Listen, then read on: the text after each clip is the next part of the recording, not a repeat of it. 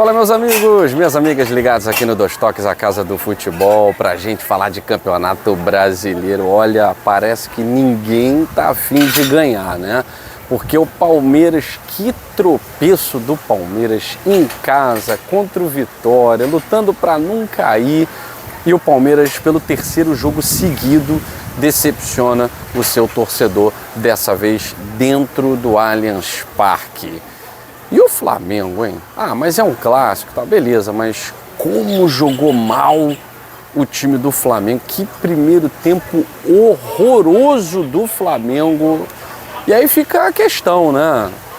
Como nenhum time do Campeonato Brasileiro foi tão competente a ponto de disputar com regularidade esse campeonato, vai ficar Flamengo e Palmeiras, que não fazem uma campanha brilhante, Flamengo e Palmeiras vão disputar, e quem tropeçar menos, não é nem quem ganhar mais, é quem tropeçar menos que vai ser o campeão. Porque nas últimas rodadas, o que a gente tem visto é o Flamengo e o Palmeiras namorando com o tropeço, algumas vezes até tropeçando. E quando você pensa que um vai disparar, não dispara. Quando você pensa que o outro agora vai botar uma diferença muito grande, isso não está acontecendo.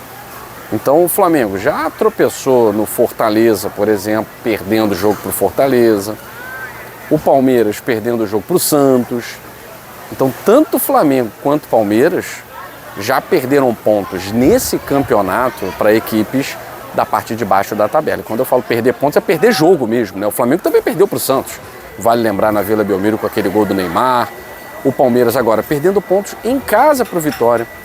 O Flamengo já deixou pontos em casa contra o Grêmio. Então é um campeonato brasileiro que vai ser decidido por quem tropeçar menos, por quem errar menos, e não por quem for mais avassalador.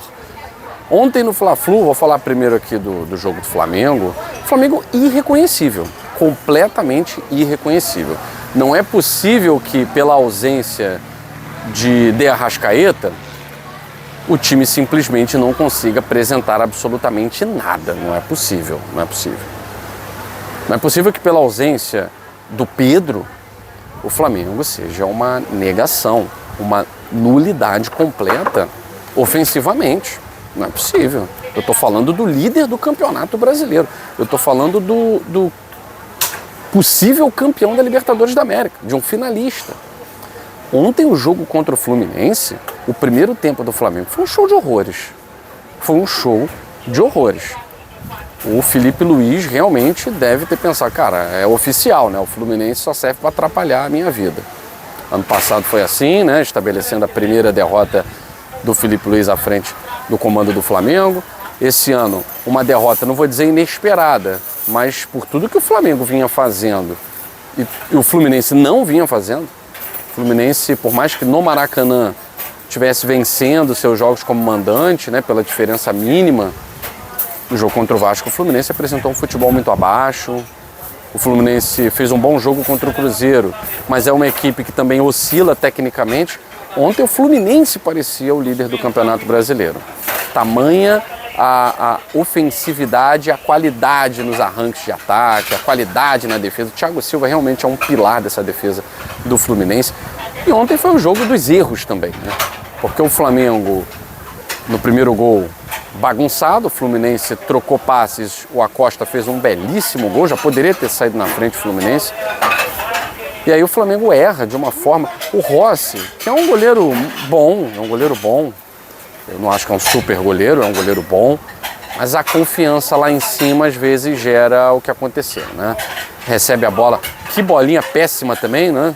O zagueiro do Flamengo, quer matar, quer fazer embaixadinha, quer fazer graça na hora do domínio. O Serna foi lá, roubou e fez o segundo gol. Então pode botar essa derrota também na conta do Rossi, na conta da soberba, que muitas vezes não pode ser confundida com confiança. Confiança é uma coisa, soberba é outra. E ontem o segundo gol do Fluminense foi pela soberba do Rossi, né? Achar que está tudo dominado. E aí vem o segundo tempo natural. O Fluminense tenta no contra-ataque, o Flamengo, sem muita organização, tenta fazer o gol. E aí numa lambança do René, que vinha até fazendo boa partida, uma lambança do René, pênalti claríssimo, e o Flamengo diminuiu com o Jorginho. O René quase fez uma outra lambança que resultaria no gol do Flamengo, gol de empate.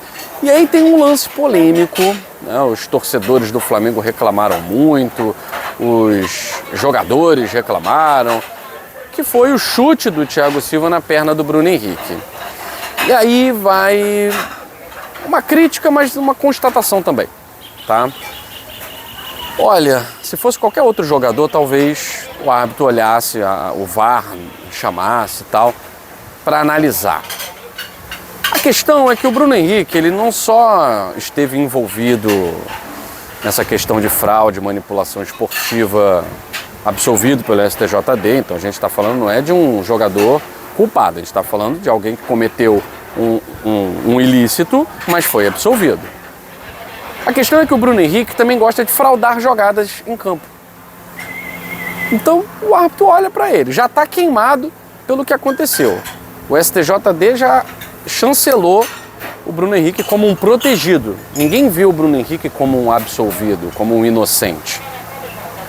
As pessoas, os profissionais, inclusive, do futebol, veem o Bruno Henrique como alguém que é culpado e que foi protegido.